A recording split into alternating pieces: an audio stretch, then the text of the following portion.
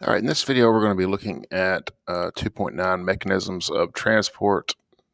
There's going to be a lot of review in this video.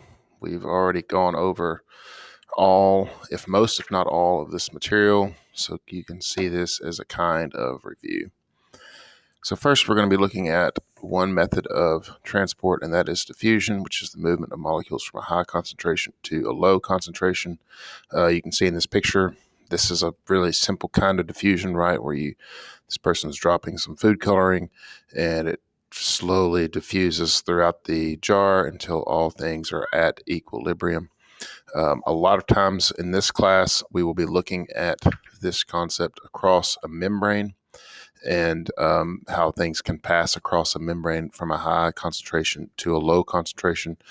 Small nonpolar molecules can freely move across the cell membrane, and small amounts of really small polar molecules like water can diffuse across the cell membrane as well. Facilitated diffusion is the movement of molecules from a high concentration to a low concentration through a protein. The word facilitated means to help, and so you can think of these molecules receiving help from these proteins. You have channel proteins, you have carrier proteins. These are any sort of particles that have a charge, something like an ion. It could be large amounts of molecules, like an aquaporin allows the passage of polar molecules like water through, in large amounts. It could be big polar molecules. It could be very specific kinds of things that require a channel. And so usually the channels they're not kind of catch-alls. They are specific to a type of molecule. And so this is facilitated diffusion.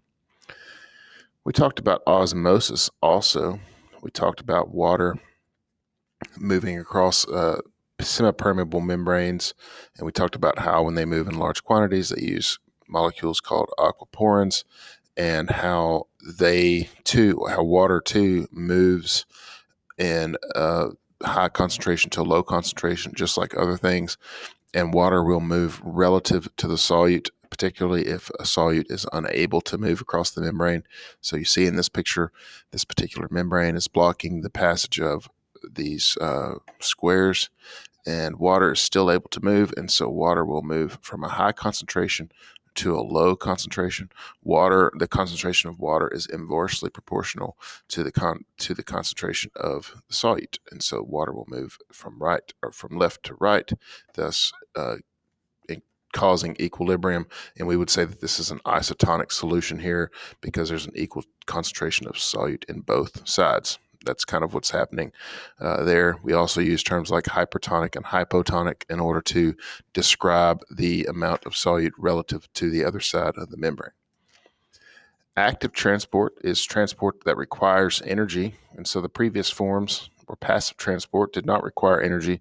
Active transport requires some sort of energy, usually ATP, and it's going to be pushing molecules against the gradient. And so from low to high, you can see ATP is necessary to activate this carrier protein to go out and do some sort of work pushing that, creating a concentration gradient. Protein pumps are used to do this. Anytime you see that word pump, it should immediately call to mind this idea of active transport. The goal here is to establish and maintain concentration gradients, which cells use to do various kinds of cellular work. And then lastly, we talked about large molecule transport. We talked about how cells will take in large solid particles or even large amounts of liquid through the process of endocytosis, whereas it is taking in solid would be phagocytosis and liquid would be penocytosis. You also have receptor-mediated endocytosis, where this process of endocytosis is triggered through the use of a receptor.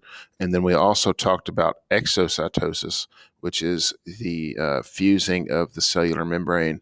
And I don't have a picture for exocytosis, so you'll just have to imagine it. Where the internal vesicle here, so you can imagine this going in reverse order, or here, where it's pushing that out of the cell, the vesicle is fusing with the outer cell membrane and pushing those particles out.